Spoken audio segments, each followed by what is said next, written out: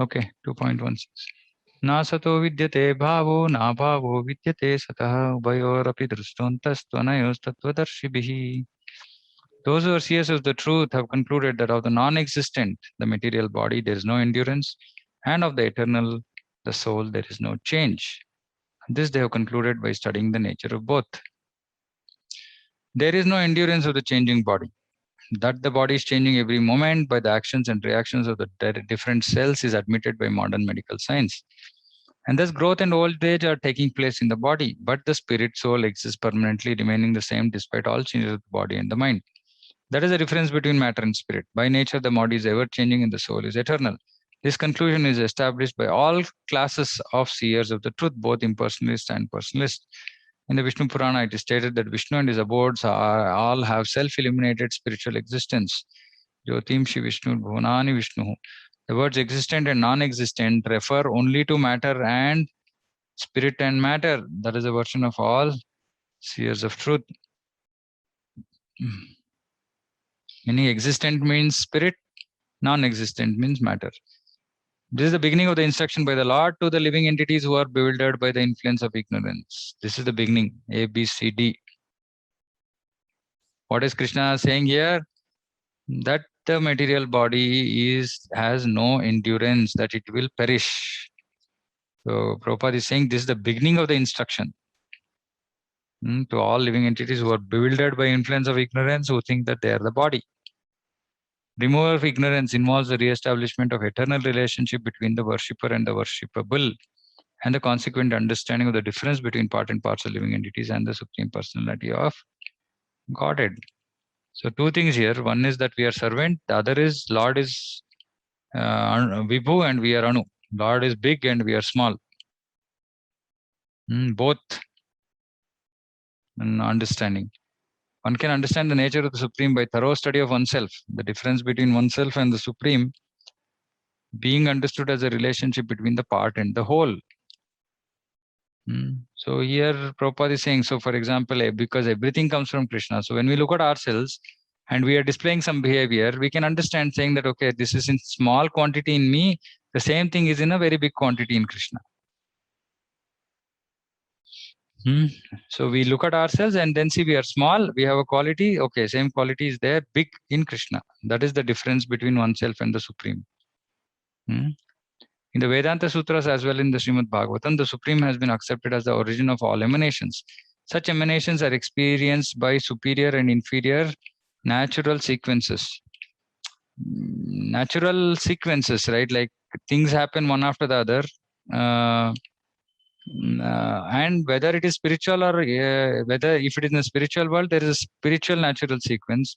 And if it is a material world, there is a inferior natural sequence. But the Supreme Lord has been accepted as the origin of all emanations. The living entities belong to the superior nature as it will be revealed in the 7th chapter. Although there is no difference between the energy and the energetic is accepted as the supreme and the energy or nature is accepted as a subordinate. The living entities therefore are always subordinate to the Supreme Lord, as in the case of the master and the servant, or the teacher and the taught. Such clear knowledge is impossible to understand under the spell of ignorance, and to drive away such ignorance, the Lord teaches Bhagavad Gita for the enlightenment of all living entities for all time. And so we can't understand this knowledge if we are under the spell of ignorance. So to the extent that we are pure, to the extent that we are purified, we will be able to understand this knowledge. So when we are reading Prabhupada's purports also, actually we should surrender. We should surrender to Guru. We should surrender to Prabhupada. We should surrender to Krishna, because these things have to be revealed. See, when we read any statement, right, for us to be able to understand the statement, the intent of the statement as written by Srila Prabhupada, unless he gives us mercy, we cannot understand. So if we are in this, false ego of, okay, I know I am capable, then we will definitely not understand. If we think that, I am intelligent, I can understand, then more chances that we don't understand it. And we end up then interpreting it in our own way, right? More self-motivated interpretations. So clear knowledge will not be possible. Some knowledge will be possible. Something we will understand, but not clearly. So, though Bhagavad Gita has been spoken for removal of ignorance, but if we still remain in material consciousness, then we will not be able to understand even what has been clearly presented here. And that is the reason why, we are not following Prabhupada as it is, because we are only reading and ignoring. Either we understood what he's saying and we are ignoring, or we didn't understand and we are ignoring, which is also ignorance. Both are ignorance. So we have to really, that is why, when we are trying to read Bhagavad Gita, we have to, it's just by mercy of Parampara that we can understand Bhagavad Gita, not by our endeavor. And we should be humble enough to go and seek, guidance. Whenever I don't understand anything, I simply write to Vidwan Gaurang Prabhu and, get his guidance wherever possible. Because we have to, we have to take guidance from senior devotees who are more surrendered than us, who have got the clear knowledge manifested because of their purity. Purity is the force. Okay, I think subject matter is clear here, unless somebody has any questions. But just this, again and again, this focus on I am not this body, I am not this body. We have to keep remembering. We just, the faster we can actually realize that, or accept that, I won't say realize, faster we can accept that I am not this body, the faster we'll make progress. Prabhuji, Yeah. One question. So you mentioned that whatever qualities we have in small amount, Krishna is in. Yes. So it goes true with the qualities which are not appreciable also, Yes, or is yes, it? yes. Everything. Okay. There's nothing in this material world which is independent of Krishna. Okay. If it is not in Krishna, it is not in this material world. Of course, see, when we think about Krishna, we should understand, saying that though he is the origin of all qualities, he, like, for example, Brahma is creating adharma, everything, pride. He's creating all elements because it is required for this material world. Right. Right. So like that, the Lord has all the elements, but it is not for his own use. He doesn't require. Right. And he knows, what is good, what is bad, or what is required for whom. And he's not creating all of them for himself. If it is not there in him, it will not be there in this material world. Right. That is why here Prabhupada is saying he's the origin of all emanations, everything, practically. Also, one quick question related to that, slightly related to that as well. That it was mentioned, I think I was reading teachings of Lord Chaitanya. Okay. So there it was mentioned that Lord himself propagated this theory through Shankaracharya, that Mayavadi philosophy. Yes. So I was just confused why. You can answer me later also. Yeah. Why does the Lord do this to me? Yeah. Then Lord Chaitanya explained it to, I think Bhattacharya. Okay, so see, the point here is, when Buddha came and said no Vedas, because people were killing on the context of Vedas. So he had to negate Vedas. So he said no Vedas. Ahimsa paramo dharmo. Ahimsa, non-violence is the most important. Everything else is secondary, or Vedas do. So he basically derided the Vedas. Now, first thing is Vedas had to be re-established. Second thing is, for Vedas to be re-established, it was a U-turn, because Vedas were there, Vedas were misused. So Vedas became null and void, as in people stopped accepting Vedas. Now you have to take a U-turn. Now you have to take a U-turn, and if you have to give full knowledge, you have to take a U-turn, and then you have to come to what Sri Chaitanya Mahaprabhu gave, right? Which is pure love of Krishna. Okay. Now that's a very sharp U-turn and very long or whatever, tedious, what do you say, right? Like immediately people can't just go from atheism practically, right, to love of God. So they had to be taken step by step. So then Shankaracharya came, he said, Aham Brahmasmi. Oh, okay, Aham Brahmasmi. Okay, where is it said? It's said in the Vedas. Oh, okay, then I will accept Vedas. Right? So people started accepting Vedas, but then that is all the knowledge that Shankaracharya could give, because people wouldn't have understood anything further.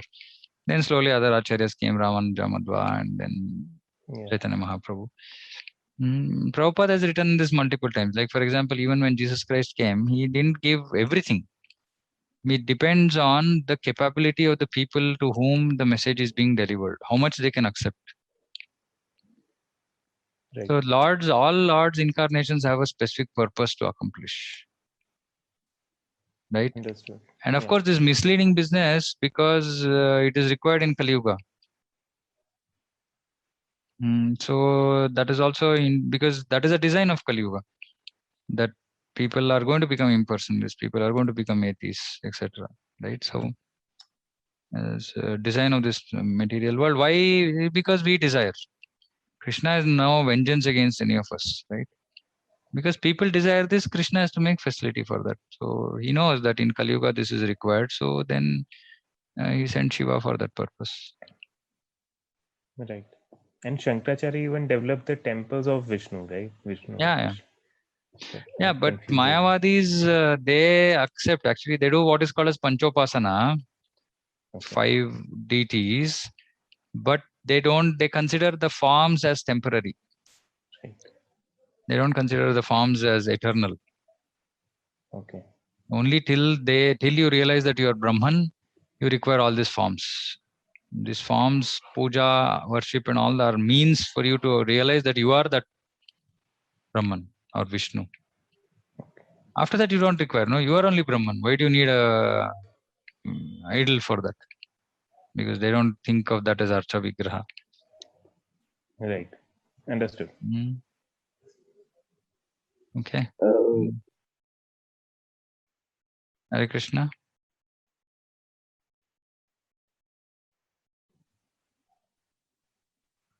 Yes, Prabhuji, my question is done. Yeah.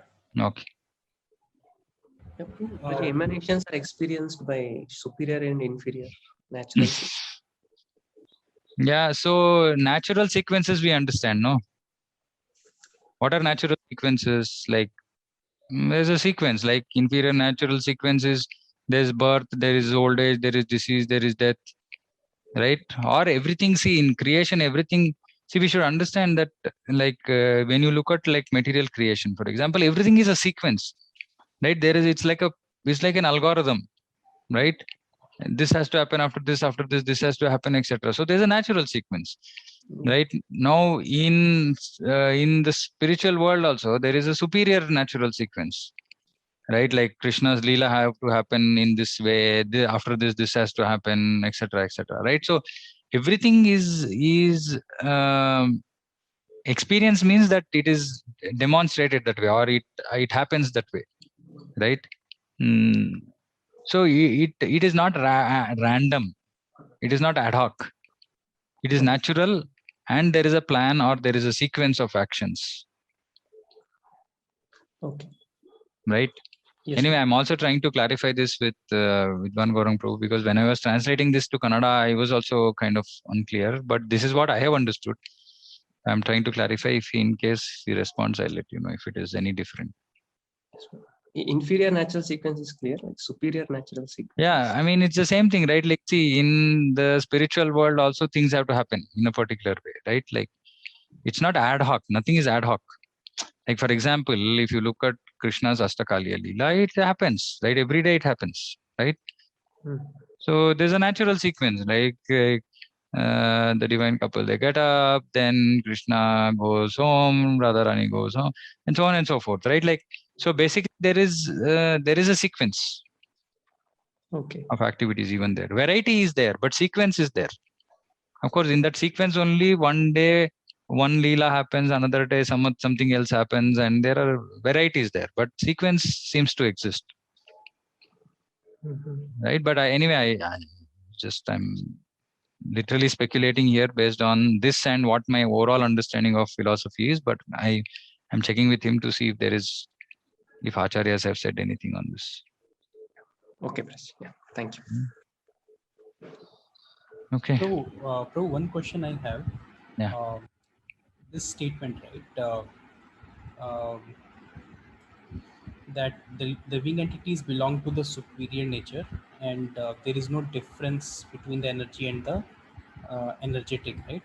But in order to understand the supreme nature, one has to understand the relationship between the living entities and the supreme. Now the question might arise that supreme being and the jiva, these are two different individual identities. So how can understanding one's own nature we can understand supreme? Yeah, that's what like Prabhupada is saying here. No, like you understand the relationship between a part and the whole. So for example, if you know that you are the part, right, then you understand the whole. So example, right, like suppose you see a tire of a car, right? Then you understand, okay, this is a part and the whole is the whole car. Right? You know that this is a part of the car, this is there, and car runs on this wheel or on the tire. Right? Yeah. So when you understand the relationship, now here what is the relationship? That there's a car and there are different parts of the car, and all the parts are working to make sure that the car can actually move from one place to another. That is a relationship. But that is the material relationship, right? Because without the tire the car cannot move, but in this case supreme being is complete. So Yeah, like, but I mean, this example is just to say that there is a relationship between a part and the whole.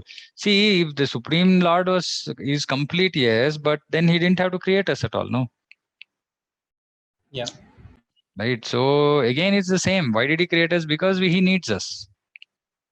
He wants us. He wants to enjoy with us, right? yeah, So the point is that or like water in ocean, a glass of water in the whole ocean. Right. So any part and the whole relationship, that the part has something which is of a smaller quantity than the whole. yeah, Right. But everything that is there in the part has to be there in the whole. Otherwise, how can it appear in the part? Suddenly you lift a glass of water from the ocean and then there is sweet. It can't be unless the ocean is also sweet. yeah. Right. So that way we can understand the relationship between part and the whole when you look at the part. Okay. Hmm?